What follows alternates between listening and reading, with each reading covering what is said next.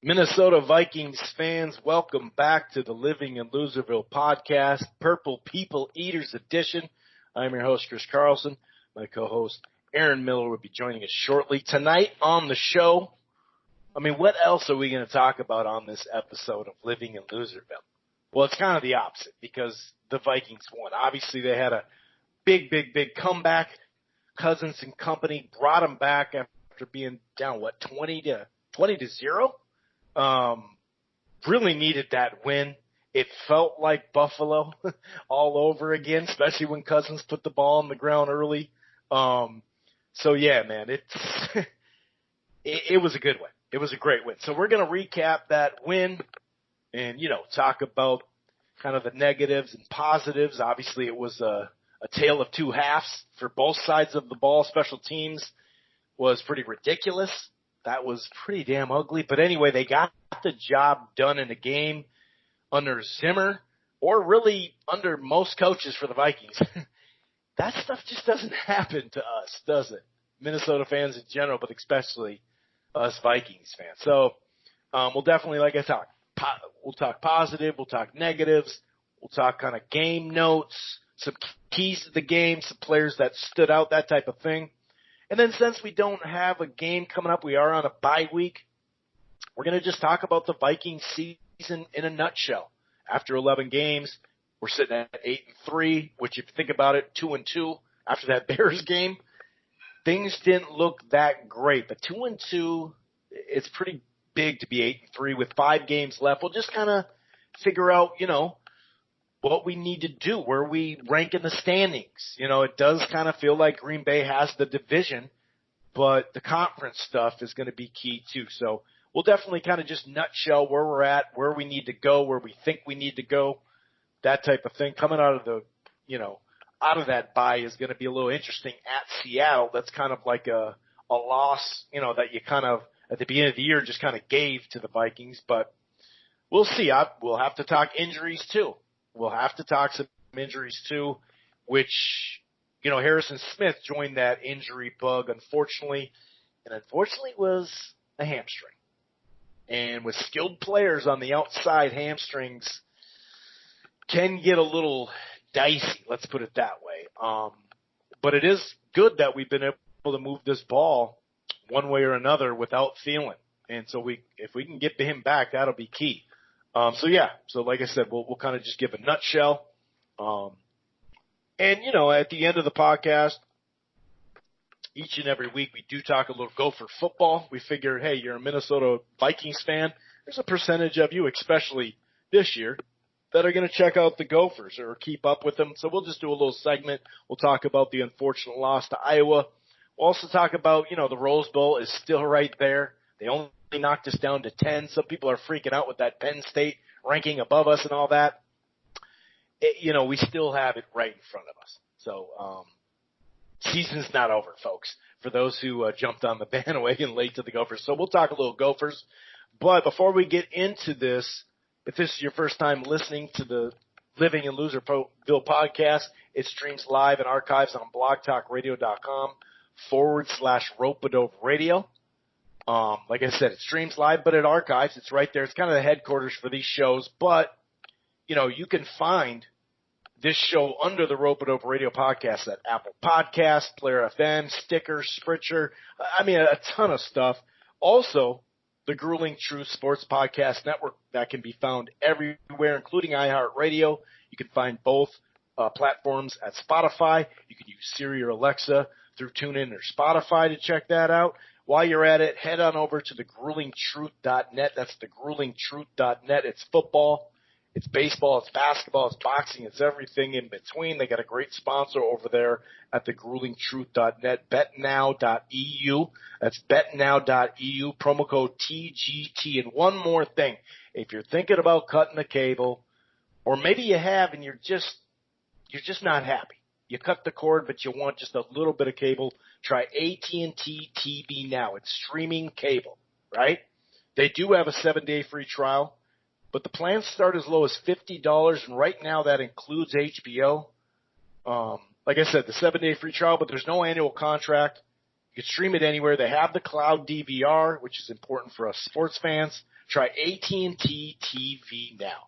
All right. I'm going to shut up for a little bit and bring in my co-host Aaron and kind of check his temperature and see how he's doing. How you feeling?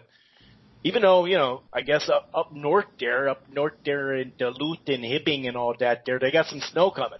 It sounds like there's going to be a little snow in the air possibly tomorrow down in the cities, but it's November, so that's no big deal, right? But how are we feeling after a, dare I say, miraculous, for the Vikings anyway, with the history of comebacks, especially like I mentioned under Zimmer? How you feeling that the Vikes escaped with this comeback win, man? Surprised, as Minnesota Viking fans, we have all these seminal moments that we can always refer back to, usually using one or two words, just different ones, the catch, the miracle. We got all these different ones, and then there's Buffalo, man. And that was just an anomaly that happened a couple years ago. Maybe it was last season. I think it was that last season or the season before. And then, so that's always on our mind when you have an underdog coming into U.S. Bank Stadium. And for that first half, I think that was the only word on most of our heads was Buffalo. We thought we were going to see a repeat of that. The team came out flat, didn't play well in the first half, and we all kind of went back and that regressed back to that shocking Buffalo game last year. So I'm glad that it flipped and turned, but, we noticed a lot of things in that first half that we don't necessarily want to see again. Well said. Like you said, we've said this before, a tale of two halves, but this one was drastically like that. And just digging right into it before we get to even, some of our notes and keys, just kind of digging our way through the game, how we do here on the Living in Loserville podcast. Right away, big pass play, wide open. I got some stats this year on passes 20-plus yards, and it's not pretty, go figure, right? Rhodes had another tough one. He did make a nice tackle. In fact, the corners made good tackles on the run a couple times in this game, and that's about all I can say, except late, of course. But I think it was a third down. It was a nice tackle by Rhodes, got him right at the first down marker, held him to a 3, and so you're like, okay, they got a big pass play. We've seen that. It's not the end of the world. But the Vikes offense just came out with back-to-back 3-and-outs. Von Miller tackles Cook for a loss on a second down, I remember, and then Ham got stuffed on a 3rd and 1st, and you're just like, okay, dude, this isn't looking great. Then another wide receiver. This is like a broken record now, Aaron. Another wide receiver makes a catch with a Viking right in position. Not long after that, Rhodes has a pass interference call. Now, he did knock down a ball, but then, two plays later, didn't matter, touchdown, 10-0. And then even on offense, Cook dropped a pass in space on a second down that probably, could have been a first down. F-line on a 3rd and 14 had a penalty, or made it 3rd and 14, I should say, on a 3rd and shorter. Took a sack, a coverage sack on 3rd down. The shit was just, it was getting bad, dude. It was getting real ugly. A touchdown pass. I think it was a big catch on Waynes to kind of, that led to it. Was it a reverse pass? What was that? I can't remember that, but all I know is with 5 minutes left in the second quarter, it's 17-0. And I noticed, Sendejo's back, right? And he set up shop, right? Okay, he did something good in this game. But did you notice, Aaron? Did you notice he went for the fucking strip? We had the dude before the goal line. We had that dude. Back in the day, they would have called that in the grass. That's not how it works. I'm not saying it was a bad call. The guy kept fighting. But Sendejo he's behind the guy. The guy stood up by a player or two, and he goes for the strip. Dude, comes alive, goes forward, and then you see him try to wrap up on his legs. It's like, dude, just take the legs, Sendejo. Wrap up. He can't even wrap up when it's right there for him, dude. Oh, my God. It's just like, what's going on? What is going on? But we did get a deep pass play to Diggs, but then it got scratched from a holding penalty. Now it's 2nd and 20. we ran. It's 3rd and 19, forcing a punt. It was just so many penalties on the Vikings. Even like Griff, illegal hands to the face, extended the drive for them, that type of thing. Then, and I'm going to let you in, I know this is kind of long-winded, but and Riley Reiff was getting dusted. He got torched on this play. Cousins sacked, fumbled. First turnover since week 6. That's great and all, but it was like, we've seen him hold the ball in some of these sacks of late, and we've give him some props for that. But when I saw that one, I was like, you still need to hold on to the ball. You weren't passing. You got hit. Okay, it wasn't even a blindsided hit. You got hit. It fumbled, and I thought, oh, dude, here we go. But we managed. How key was that interception? It's 20-0, not much time left. How key was that interception from the Vikings defense right after that fumble, dude? Because that could have been Buffalo all over again. Yeah, that was massive, and comes from Sendejo, the missile. I sent you that text of the picture when we signed him. I'm like, he's back, man, because he's like, you can't get rid of him. Right. I mean, I guess it's good that he's here, but I'd like to see Kurtz get a little more time, which they matched him up in the second half with some of those tall guys, and that was a reverse pass, kind of set up oddly, and then Fant just throws that thing, and you're just like, really, this is what we're going to face? And the errors and penalties kept adding up, and then Kirk drops that ball, and you got hit pretty hard, but you started to see it, and this is kind of the weight starts coming back on your shoulders again. Exactly. Like, oh shit, man, this is just the beginning of the end, the middle of the end. Where's it going to be? And so you didn't really know what to think about coming out in that second half. There were bright spots in the first half, few and far between. But just the negative things, it seems like maybe they took a bye week a little early, or they just weren't focused up for this game, or thought they had it in the bag. And you just can't really tell, but they played like crap. And Zimmer even said that in his press conference. He just didn't even know what team was out on the field that first half. But it was the sky was falling at the end of that one, and then Sendejo got the interception, cut the bleeding off, and then we went into the second half. Yeah, and Abdullah, I forgot to mention, Abdullah fumbled the kick out there. So it was back-to-back fumbles when we had the ball. It's like, this one's done, dude. So we're going to lose at Seattle. In my head, I'm already, so we're going to lose at Seattle. What's that? Okay, that's not that bad. We're still You're recalculating everything, man. Yeah, we're 7-4. That's okay. We can be okay, And it was bad, dude. These halftime stats. If you had the foam brick, you were throwing that thing at the TV. Oh my God! Happy at all? You're just like, what is this? Because you thought it was going to be not a laugher, but we predicted it would be a fairly easy win. They had a good defense, but our offense, we thought could overcome that, and it just didn't. It looked miserable, man. Yeah, at the end of the first quarter, the Broncos had outgained the Vikings 177-21.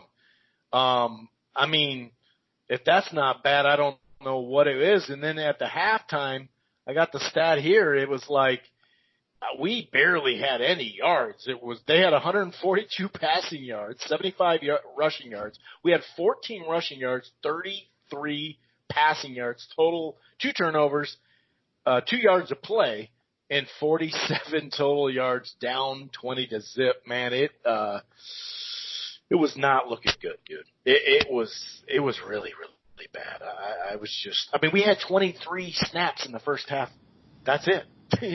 So, but obviously, things started to turn around. And, the offensive line, whether it was, creating holes for Cook or protecting, we gave up 5 sacks, the most I think we've given up all year, gave up a lot of pressures. They played pretty bad, but in the second half, we didn't still run much, but we did get Cook out of the backfield on the screen, so that kind of helped too. We knew we were going to have to pass more anyway. What are you going to sit there and stick to the run when you're down 20-0 when you got 14 yards rushing? No, you got to pass to win. In the opening drive, there was like a 4th and 1 play that we got through. I think it was a deep pass to Diggs as well, made it 20. The Irv Smith Jr. I think got the TD, but it was a deep pass to Diggs that kind of set it up. It's 20-7, and Irv Smith Jr. now in the 20s for catching. I can't remember. I got the number here, and that's something we've done well without Thielen is spread the ball around. We've seen Rudolph get involved. Irv Smith is really starting to get involved there. Yeah, he's always kind of been your guy. I remember when we drafted him, you had a lot of good things to say about him. And it just seems to, like, coming along this season, he's just sort of, picking up his roles, improving. Everything's kind of going his way. And, what you said about we kind of had to give up on the run coming out of that first half, and as hard as that is for Zimmer to do, I think that he might have had a little stick-to-itiveness in the first half that might have got us in that hole. If you can't run, you can't run. And so they moved Cook out, got him some screen passes, and then, Kirk really lit up, and he's played really, really well for the last 3 or 4 weeks. And he really kind of put on a show in that second half. I don't think I've seen him play better. Some pinpoint passes, good decisions, things happening all around the field, and Diggs got going, and everybody got going. And, yeah, I mean, Irv Smith, it kind of makes you wonder, about Rudolph's situation. Later, we just signed him, but, I don't know if there's anything going on there, but keeping them both is fantastic. And having them both able to get out, especially like you said with Thielen gone, having them both out there as options is a good thing, and it really proved to be in the second half of that ballgame. Yeah, so at 20-7, broken record here, but the defense gave up another deep pass. Luckily, though, they bent but didn't break. They did force a field goal. And when you're coming back, you're going to have to get some stuff going your way. The defense wasn't like containing him all the way. They did have some drives in there, but they had some 3 and outs as well. So it was 23-7, 4:24 left. And even in this, right around this time too, we had a special teams, the fumbles were horrendous, but then Wilson kept a drive alive. And that's actually how they got that field goal drive. Now that I think about it, it's like an 18-play drive. Well, no, I'm sorry, that was a 12-play drive. But Wilson, offsides, first down, kept the drive. It just was still kind of lingering where you're like, okay, we got a touchdown. Are we going to be able to come back? And then that, like I said, the 18-play drive on a 3rd and 14, something that stood out, Cousins zipping it into Crunk. What is it? Was it Crunk? Conklin? Conklin, yeah. Showed up for a first down. He caught 2 balls. It's like, hey, this dude, like, wow, okay, this is pretty nice. And we started to kind of break, Cook broke some tackles on a screen and then walks in for that TD. The 2-point conversion, failed. I don't know what happened there per se. Just took too long. That play just took too long to develop, I think. Could have been a quick hitter, and instead they tried to do some jet sweep with Delvin Cook. Just didn't get going. It just took too long to develop, I think. Yeah, and I don't know why you did it at that point too. I'm a big, go for 2 when you need to go for 2. Didn't need to go for 2. Could have went for 2 when you score a touchdown to tie the game. But either way, it doesn't matter. That's just, football minds debating stuff, right? And then Wayans, I said, I don't want to just rip cornerbacks the whole time, but we're gonna. But, I mentioned how Rhodes detoured, not closed, made a nice tackle early in the game. Well, Trey Waynes made a nice 3rd down and 1 tackle and forced a punt. So that was like key moments there.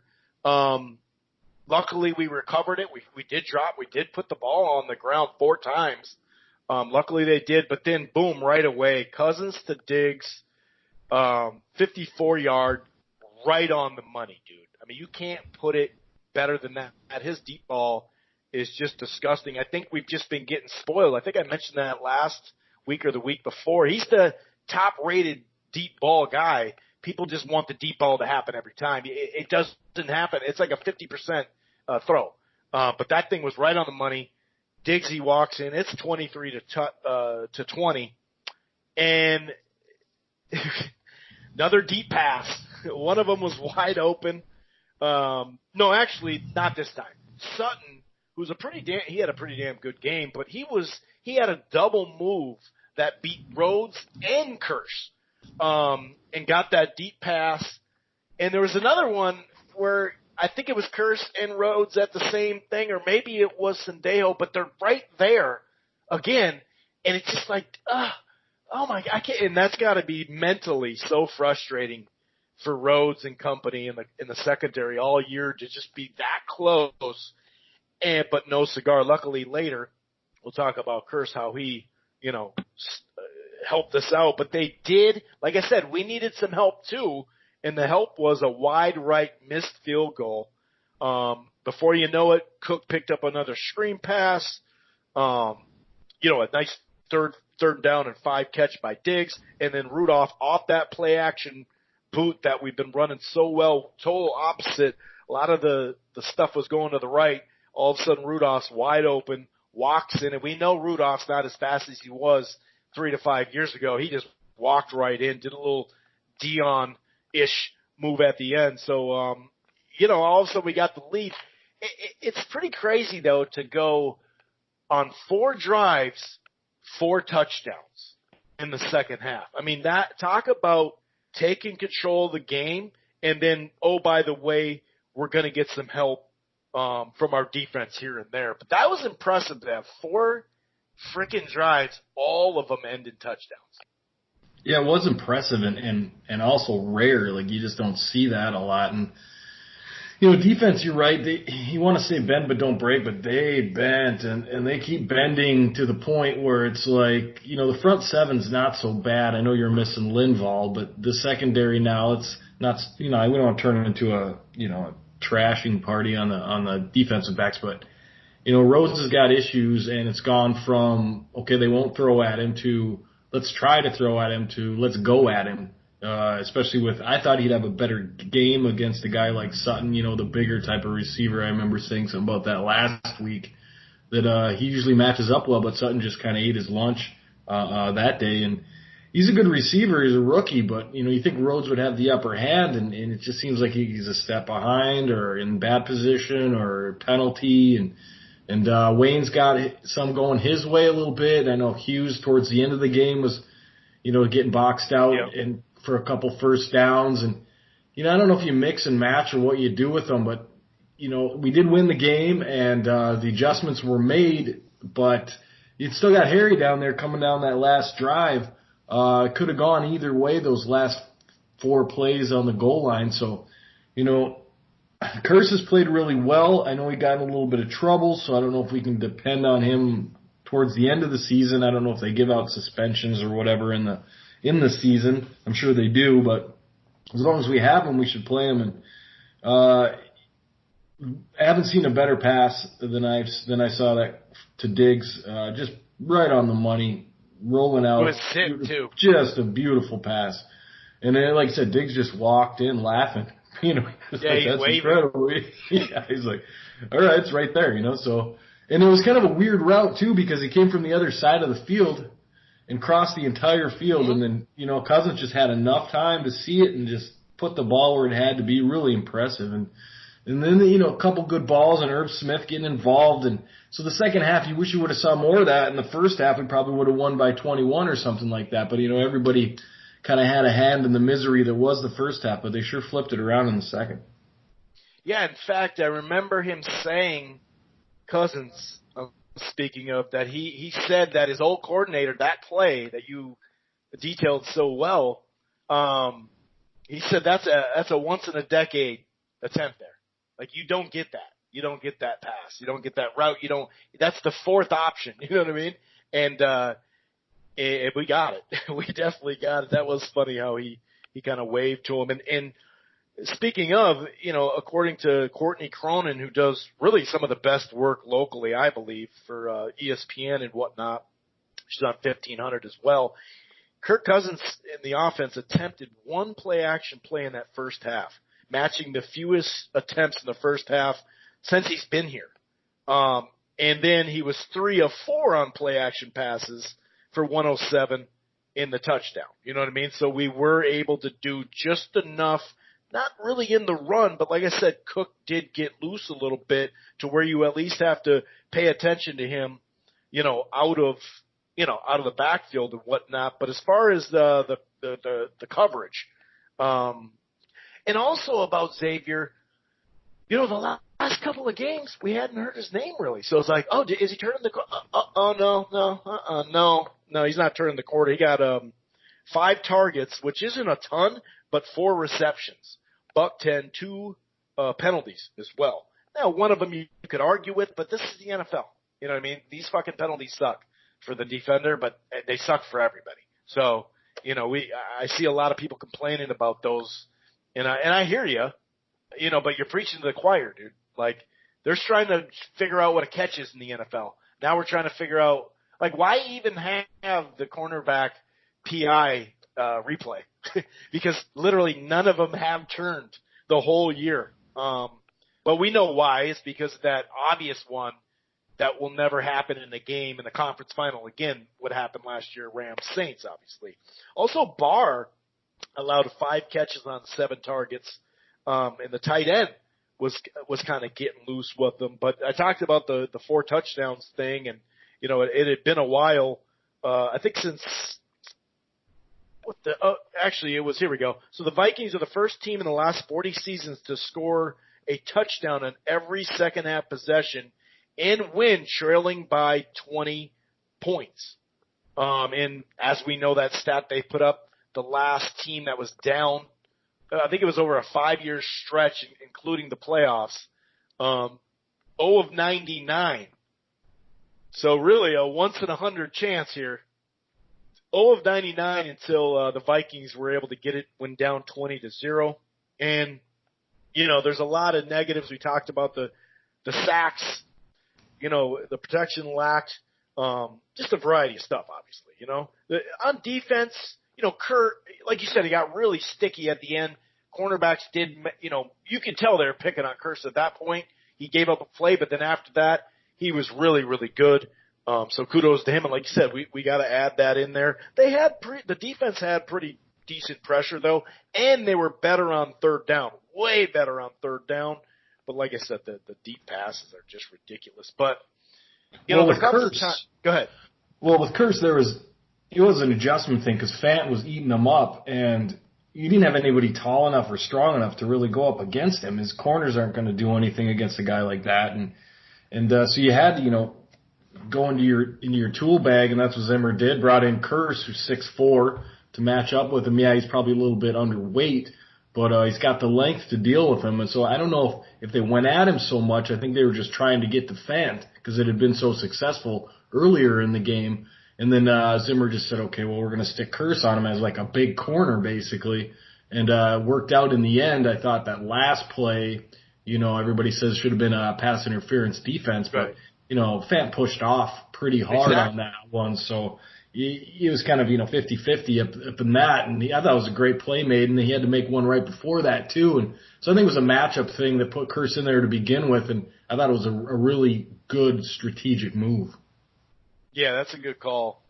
He told a lot of these things, of course, they favor the wide receiver, but a lot of these interference calls, a lot of it's who establishes the arm and hand contact first, who put hands on who first, and that's why Moss and Carter and all the great wide receivers we started seeing doing this, they wait till the corner puts his hands on, and at the last second, then they do it. Some people call it the push-off. Well, that's not a push-off if they have the ones applying their hands on you.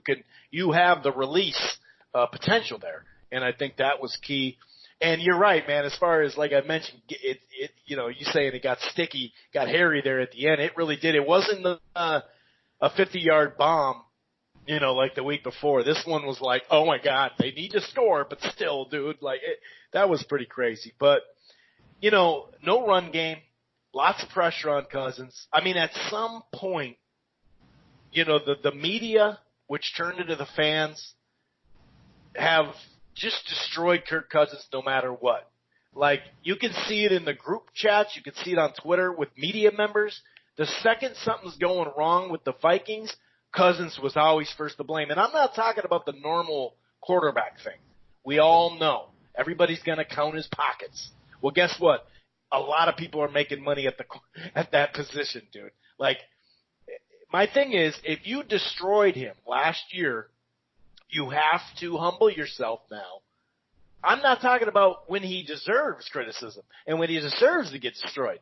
We've done it on the show time and time again, but we're not just clickbait and that's it.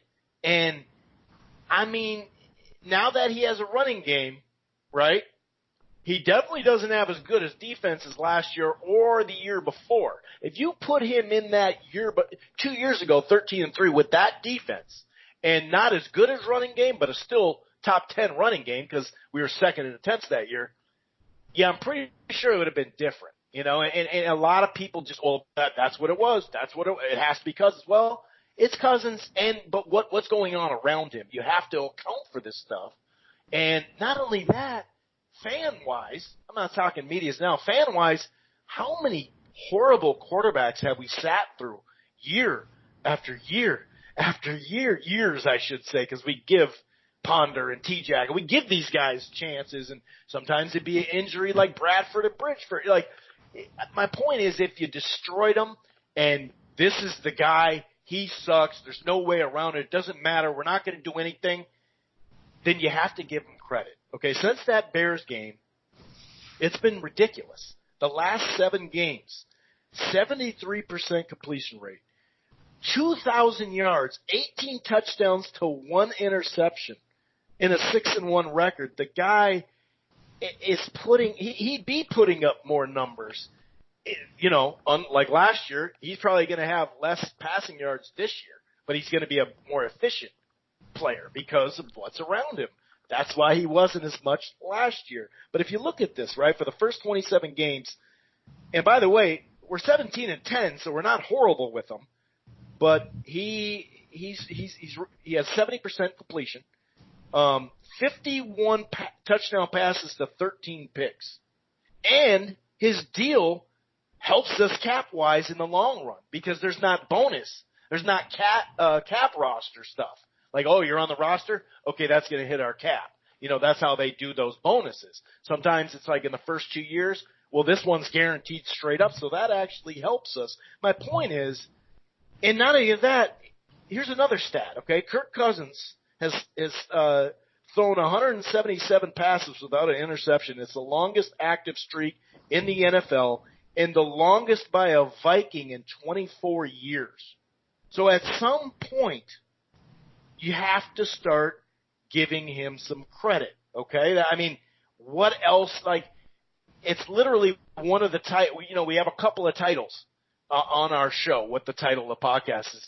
And my point is, to the media that destroyed him, like overly destroyed him, and to the fans that when anything goes wrong with the Vikings, oh, it's Cousins' fault. We should have done this. We should have done that. We should have had the other quarterback who's on his second team already, who's not playing right now. I love Case Keenum, but come on, dude. You put Cousins in that system with that running game and that defense? By the way, he's doing this without a great defense. It's very good, but not great. So the fans I can understand, Aaron, but the media members, clickbait central, everything is Cousins' fault. He'll never, ever be that good.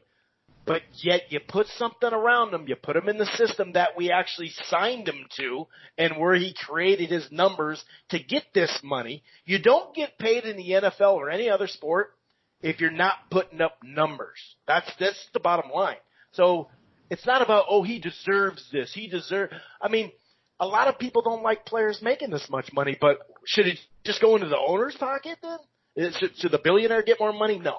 So my point is, long rant. We both have rants once in a while. I'm sorry, it's a little long-winded here, Aaron.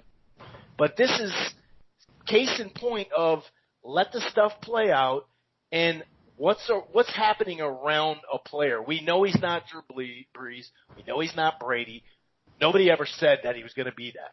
But he's a damn good quarterback if you put him in the right, frame of mind too. Obviously, that helps. But this string is like, I mean, he's had a better start than Favre did to his 2-year career, year and a half, whatever. Sure. Well, look, sorry, man, I just had to get that out. I'm glad because you said it really well, and it pretty much echoes my thoughts exactly. I mean, look, when we signed him, the discussion was, how good could he be? It wasn't that he was Tom Brady. It wasn't that he was Aaron Rodgers. We knew he was not an elite quarterback, but better than we had seen for season after season after season.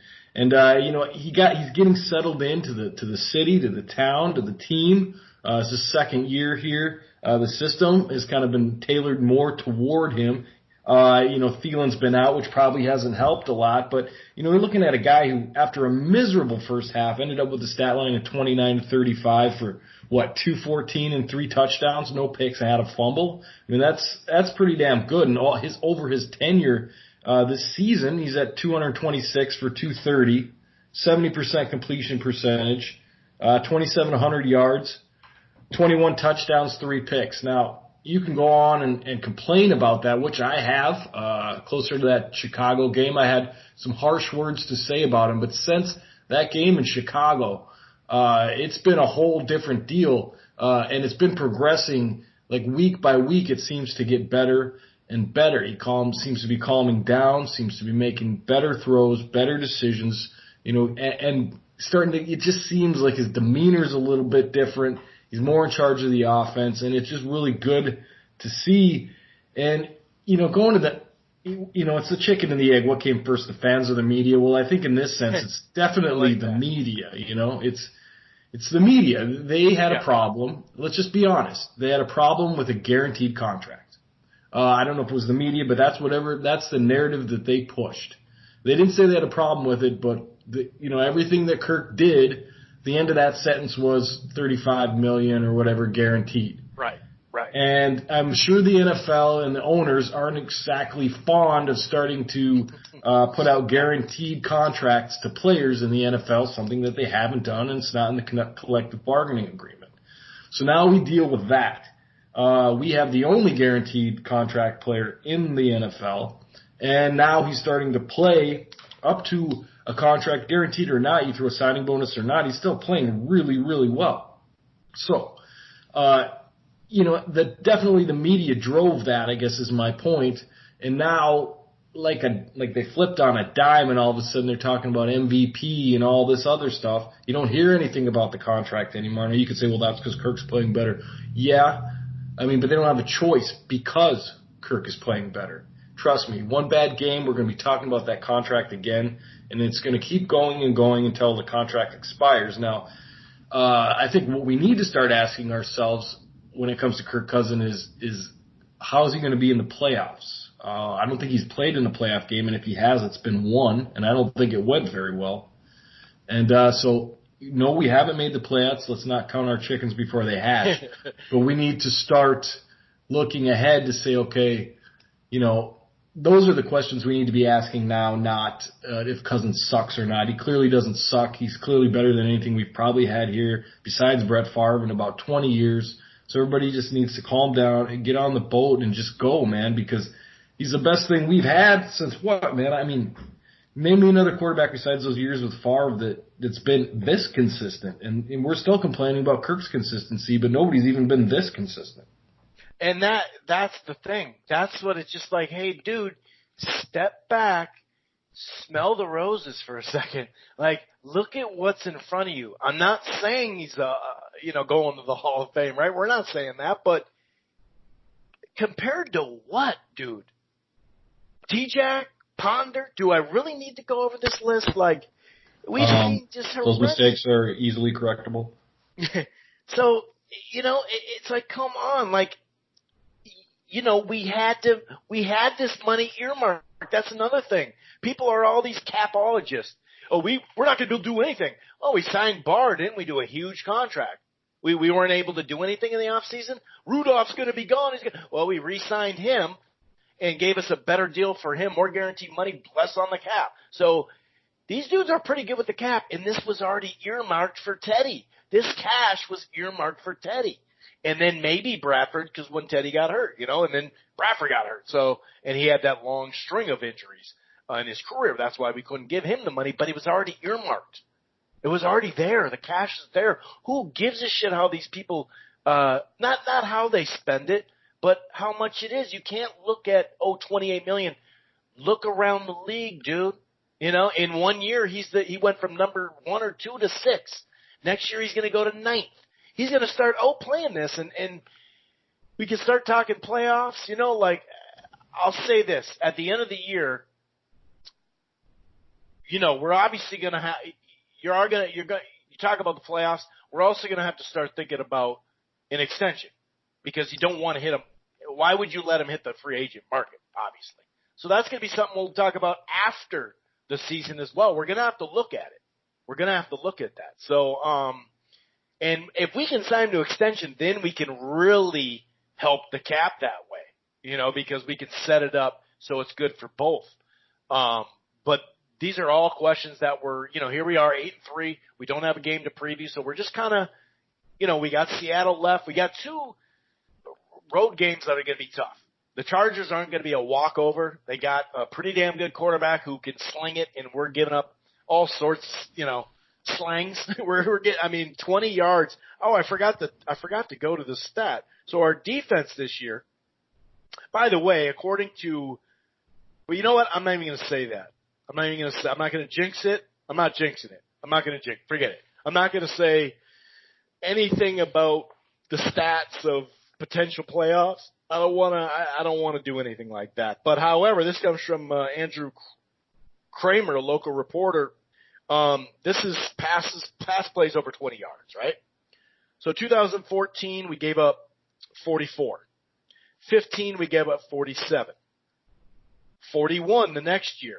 2007, we were first. We only gave up 35, and we were right in the top 5, top 6 in every year.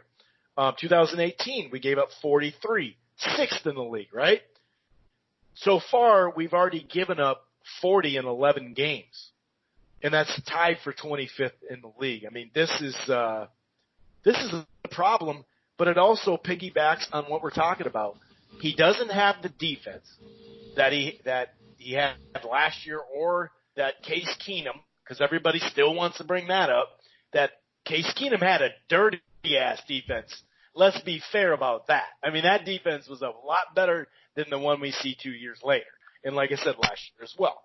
Last year it had some problems early, but then it tightened up. And in all those games, remember we were talking about it was only 6-0 till the third. They gave us plenty of chances. The offense was a big issue last year. But he's also doing this without Thielen. Without Thielen. Should I say it again? So when is it, if you're ever going to give him credit now. Okay, we don't want to go too much on that anymore, but let's talk injuries, though. We got 2 hammies now. Harrison Smith, who had really the last chunk of games has really played well, and then Thielen, which Cousins did say, I don't know if he said it on the podcast, Aaron, or whatever, his podcast, because he didn't come on. I didn't do one and have him on the show or nothing. I wouldn't do you like that. But that he feels like Thielen's going to be back. And if you look at the stretch of time, he should probably be back because it wasn't a major tear even that. Maybe he just shouldn't have, maybe that Kansas City game was so important to us that they said, let's just go for it. And obviously it didn't work out. And then Joseph as well, which I don't think he's going to be back for Seattle, but we're going to need those 3 guys if we're going to make any kind of run, whether it's making the playoffs or being able to win a game once we get there. Yeah, I think you should be really careful about easing these guys back. We got the bye week coming up. That's good.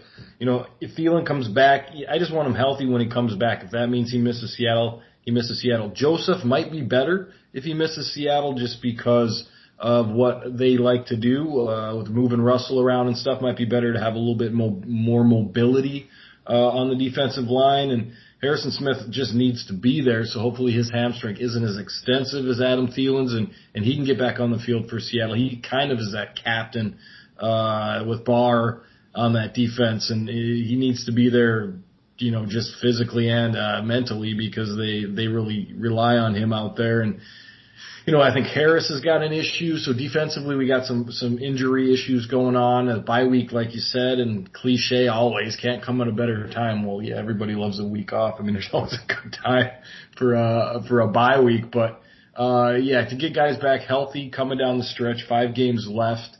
We want to talk a little bit about the 5 games we got coming up left and kind of prognosticating a little bit about where you think you're going to end up. It's going to be a tight wild card race this year. We've got some very firm division winners, and then we've got, divisions that are still fighting it out. And then you got, a couple that have 2 at the top. And we're one of those in the NFC North. We're just sticking behind Green Bay. The other 2 don't seem to be fighting that hard, the Bears and the Lions. So we're going to see both of them at the end of the season. The Lions a little bit before that. But, yeah, let's get into that. I mean, we go to Seattle, like you said, we chalked that up a little bit as a loss. I did. It's still hard to waver away from that considering we got guys coming back from injuries. It's on the road. We don't know why the game got scheduled. We did this last year, blah, blah, blah, and down the line. That's a loss. It's just hard to play Russell Wilson at home, and he's got these receivers now, man, that, it's not just one that's got size, and then you got Lockett in there too to run that slot. So it's tough, man. And if our secondary's struggling at all, it's going to be a tough day there. They have struggled in the secondary too, I might add. So that might be our savior, but yeah, it's going to be tough, dude. I mean, between the deep balls and we can't tackle the quarterback sometimes, right? Yeah. Well, you can't. Right, yeah. Nobody can tackle Wilson. No. It's always fun to watch them try. I mean, the Vikings you could run a blooper tape of the Vikings defensive line against Seattle. And then we got Detroit at home. I think we win that one. We tend to, but we also do split with the Lions a lot. So I'm going to say we win this one at home just because we've played really well at home, and it's the Lions, and the season will be winding down, and they got vacations coming up. And then we've got the Chargers. Now, this is where you and we got a little contention here. I think we're going to beat the Chargers. I don't know why. I just think we match up well against them. We don't see them a lot, so it's, Rivers never really sees our defense. And there's not really another defense like ours. Cincinnati a little bit still kind of lingers with that Zimmer system, but not entirely anymore. Plus, you just don't think he's seen anything like it for quite a while. I feel like that gives us a bit of an upper hand. Yeah, we're on the road, but I think we beat the Chargers. And then Green Bay, I think we win because we split with them every year. We lost at their place. We'll win here, probably a tight game. And then Chicago will beat them. So I've got us going, 3-2 those last 5 games with 11-5 record. Is that going to make the wild card for you? No. I got a loss to Seattle and a loss to. Oh, I'm sorry. I said that we're going to lose to Chicago. You're right. I did have us 4-1. I meant that we're going to lose to Chicago. Okay. Because we lose to Chicago constantly. We almost lost to Chicago again last week. It's the same defensive coordinator. So, I'm sorry. So it was 3-2, 11-5 at the end. Tight wild card races. You possibly don't make a wild card at 11-5. I think we make a wild card at that if you look at some of the schedules. But the Chargers game, it's not that I'm saying we're going to lose. Oh, it's a loss. But it's just one of those you can't look at they're 4-7. Not that you are, but folks out there talking about it. I mean, they handed Green Bay. They destroyed Green Bay 26-11. They've had a lot of tight games. Either they win or lose. It's just on the road again, and I can't help to think that the Phillip Rivers thing.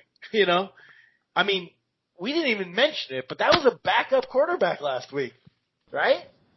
And what happened against Chicago? Backup quarterback. Wasn't there another backup quarterback?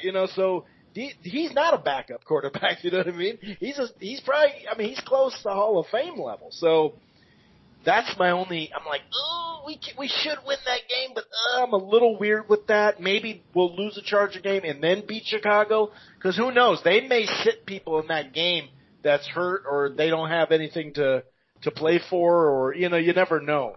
In that last game, it's at home, but yeah, that defensive line, it's I don't feel confident about that game either. We're right in the middle of what we thought we could go 2-2, and we're 2-1 right now. If we beat Seattle, we'd be 3-1. We mentioned this a couple games back of where we need to kind of map out where we need to be at the end of the season. And if you look at the conference, like you said, we're 5th. We are 5th. Dallas is 6th. We're 8-3. They're 6-4. So we have a 2-game cushion right now. And on Dallas head-to-head, we have a better conference record, which counts, and we have the head-to-head. So I do think that there's nothing comfortable.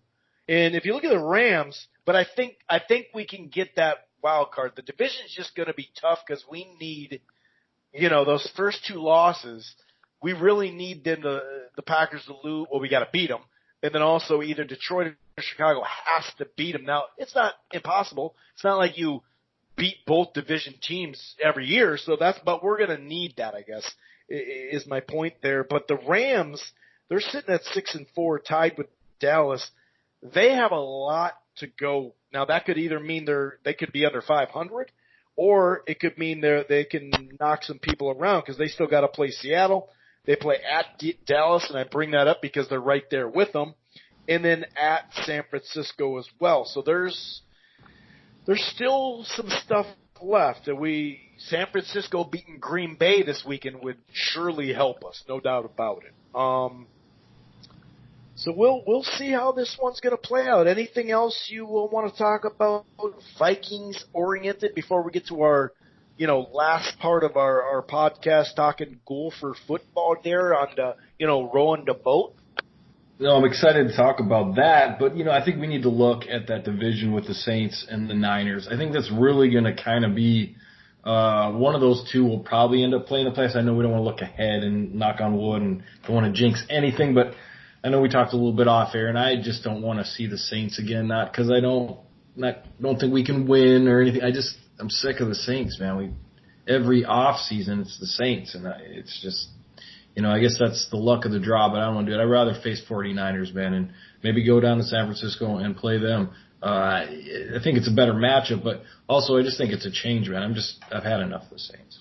Yeah, and like we talked off air. If I could not face Drew Brees, I'll probably not face Drew Brees. Seems like a smart thing. So that about wraps it up. Like I said, we do end with the Gophers segment. 23-19, the Gophers go down. They actually started out this game not all too differently than the old Vikings, right? It was pretty ugly. It was 20-3 or 6? 20-3 at half, I think, right? I think that's what it was.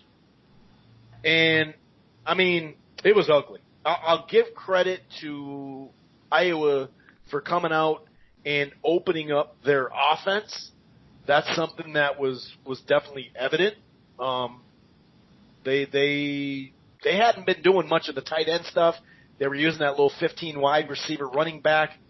Whether it's on reverses or he was just really finding holes, or both sides of the ball just weren't playing up to snuff. 1999 was the last time we won in Iowa City. We did miss, actually right away too. They missed 2 deep balls, should have been touchdowns. But yeah, man, it just,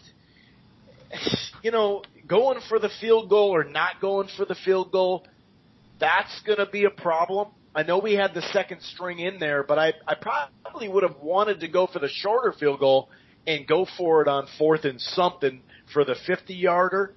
I guess there's something in there. But, yeah, they were down. Missed tackles on defense. You saw Morgan. There was one play where he threw to Johnson, double team, and he had the other guy, Bateman. He's going to be in the pros too, running wide open. It's one of those things where it seemed like he's like, all right, dude, let's make the big play instead of making the 25-yarder. I want a 40-yarder. He just, at times he didn't play bad. We couldn't run the ball, so they still got the passing game going in the second half.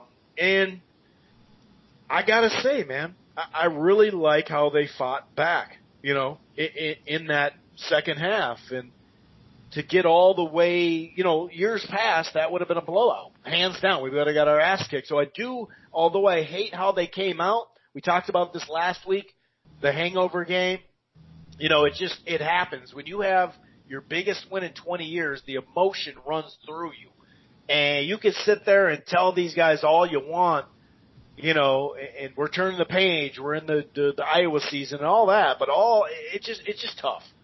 Tough to go back to then on the road at Iowa, a place we hadn't won in 20 years. It was just tough. So all the ingredients, I'm glad that we made the run back. I didn't really want to go for 2. I don't like that. I thought that was kind of silly. Some of the special team stuff I think is like, well, I don't know, dude. That's going to be an issue there, obviously.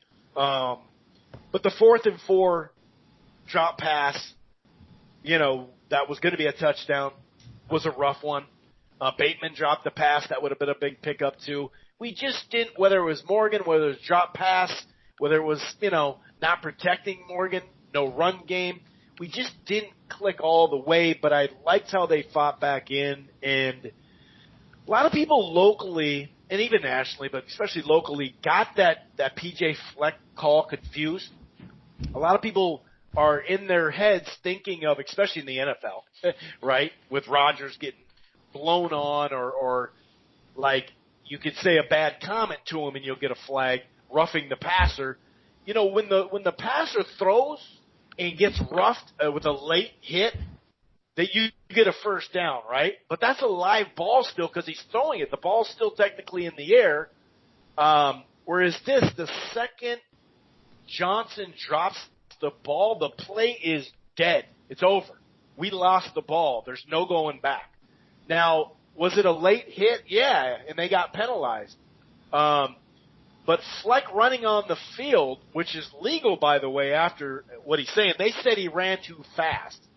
It is what it is. You could be in the middle, you could be on either side. He shouldn't have done that in that crucial play. Whatever it is, what I do know is technically he did. People thought Fleck cost the game. He even thought that, but he did not cost the game there. He did not, and we actually got the ball back. I probably would have kicked the ball off once we did get it to 23-19, which the 23 missing an extra point too. That hurt. There was just some stuff going on there that special teams wise, like I said, but I would have kicked the ball off and played better there. It's so hard to get a frickin' onside kick, dude, especially with a guy who's shaky as it is anyway. Some of your thoughts, sir. Yeah, you're seeing a lot of this a lot more clear than I am. I'm kind of rolling the boat a little too fast, a little too much. And, I think you're right. They did come out a little flat. And I think really the difference in the games were the fronts. I thought, the defensive line was just older, more experienced, a little bit tougher than our offensive line. And on the other side of the ball, just the exact opposite. So I think, you just an old Iowa team doing what Iowa does. And of course they widened it up a little bit and threw some surprises at us. And I really don't think Fleck had his greatest game. And he made a lot of different, errors, maybe a little overconfidence, a little hubris probably with that field goal like you mentioned. And then the running out on the field and all that. And, as a Minnesotan at this point, aren't we I'm sick of our games, including a call that needs the rule book brought out and, a lawyer explaining this rule that's so obscure, not really, but I'm just sick of it, man. It's like every game we gotta go through, like in 1976, a rule was put in due to and it's a little known rule, but now it applies to us. Supreme Court. Every freaking game. It's like, goddamn, is there any other team that has to deal with that? Just these obscure things that happen. Nonetheless, you were right about the Iowa game. I was a little bit overconfident, but I thought to myself that the row the boat culture, quote unquote, it built in this thing to kind of help with the great game, or coming off and coming out flat in the next game. And I don't know what to really call that, I guess, but slump, I guess. I don't know, or maybe just being exhausted. It's a hangover effect. There you go. Right. It's emotional. Yeah. And they've never done it. They've never had to do it. So now they've learned some of these 80% of the team, right? The freshmen and sophomores. Yeah. And am I wrong, or is Iowa the team that has the pink visiting locker room? I mean, not that it makes a difference, but if you're in a hangover and you're trying to get up for a game, a pink visiting locker room isn't going to exactly help you out much. I think that might be changed now, but yeah, it's either Iowa or Wisconsin. Yeah, I think it's Iowa. It's just tough to play there, too. Yeah, I mean, the last time they got a top 10 team was Ohio State. They kicked the shit out of them that game. Yeah.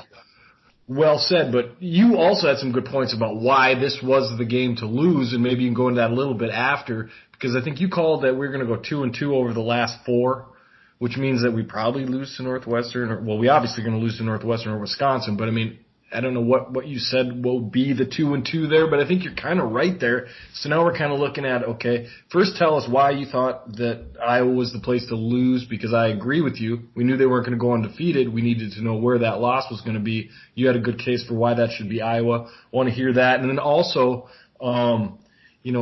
this Northwestern trap game, Sure. not trap game, and if you lose it, what are the the implications going into that Wisconsin game? So the reason why, beyond the hangover and it's at Kinnick and all that shit, right? Beyond that, they had 3 games. The committee respects the team because they had, they lost 10-3, they lost 24-22, and they lost 17-12. You see what I'm saying? It's right. They were right there, and that's also why they broke through too. You're bound to break through, right? We know how that goes. But beyond that, now Iowa has been bumped up a little bit. They didn't get knocked out of the top 25. They would have, because that would have been their 4th loss, ranked team or not. It's still 4 losses, so you're not going to be in the top 25 anymore. And you're probably not going to get a quality win to get back in the top 25. And this is the type of stuff that helps with your resume. So now we're in because we beat Penn State. I thought 2-2 would do it, right? I didn't know how it was for sure going to happen. I actually thought they'd lose to Penn State. I didn't think it'd be out of the realm that they could lose both those games and then beat Northwestern, beat Wisconsin, and still go. If the Gophers lose to Northwestern, goodbye Rose Bowl. It's gone. It's gone. It's like it never even existed. Do they still do the Rose Bowl? Because we haven't been there since 1961. Pasadena, I've heard. I want to go to the parade at one point, at some point. I really got it. But anyway, if they bounce back here and find a way to just whether it's a blowout, whether it's a close game for a quarter and a half, whatever the case may be, I feel like they're going to win. There's the preview. I think they're going to win this game. I don't know exactly how because this team hasn't been through this stuff. But I think they'll win. The Northwestern's down. They can't stop the run. They can't score. I think they'll win. But now the 2-2 thing really was trying to get to the West. It wasn't the Rose Bowl per se. The Rose Bowl came into the picture with that Penn State win. So now when you look at, okay, we lose Iowa, they bump up. They're probably not going to lose anymore, more than likely. So they'll stay in the top 25. And it was close. It was a close game, 23-19, right? And we could have, if anybody watched the game, they know we could have won the game, but could have, would have, should have. But we still have Wisconsin right there. We can't lose to Northwestern. We can and still get to the Big Ten championship game because then we both have 2 losses, Wisconsin and the Gophers, and then it comes down to that. But either way, it's coming down to that because we have 1 loss, they have 2. If they beat us, we're tied at 2 losses. They got the head-to-head. So basically that 2-2 wasn't 100% Rose Bowl on the mind. It was getting to the conference final first. But once they beat Penn State, that Rose Bowl came, that door is open. It's still wide open. And like we said, man, a couple weeks ago, it ain't going to be – there's only one way through all this stuff, and it's Wisconsin, who the last 20 years has been the best team in the Midwest besides Ohio State, Michigan. But I'm talking about the 5-state region, I guess you could say, and especially on this west side of the division. Northwestern makes runs, Iowa makes runs, but they're the kind of the gold standard on this side. So just like we talked about it, we're going to have to go through them. There's no easy way around it. We're going to go have to right through them, and we're going to have to go right through them back-to-back years, which I don't know when that happened.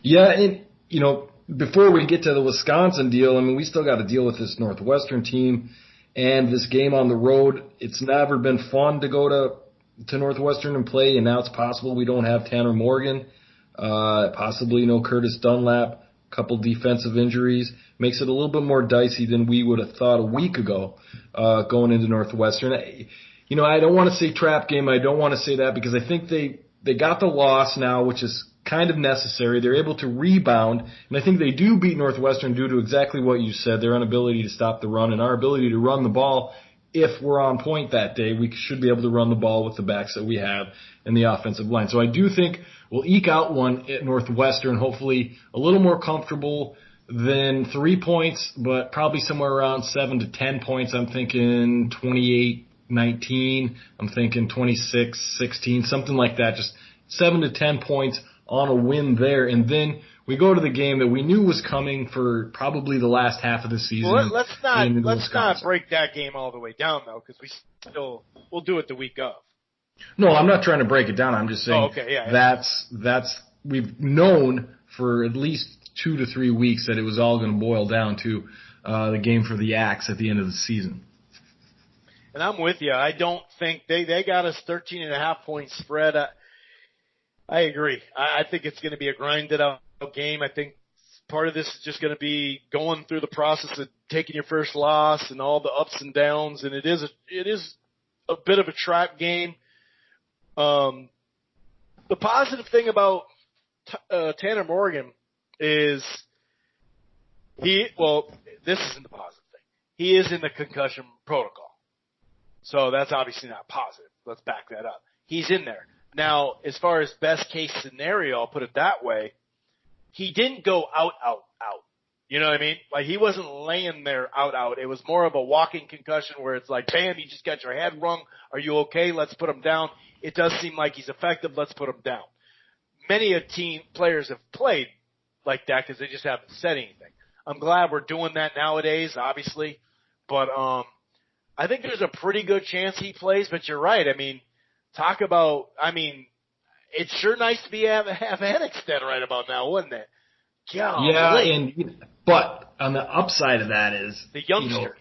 Right, and you're going to have to be able to throw the ball, otherwise you're going to have 8-man boxes, and that's going to be tough to run. So you're going to have to throw, at least get some of those slants off, some screen passes, some semblance of throwing in the loss of Morgan if he's not there. I don't think it'll be Cole Kramer. I think it'll be Jacob Clark.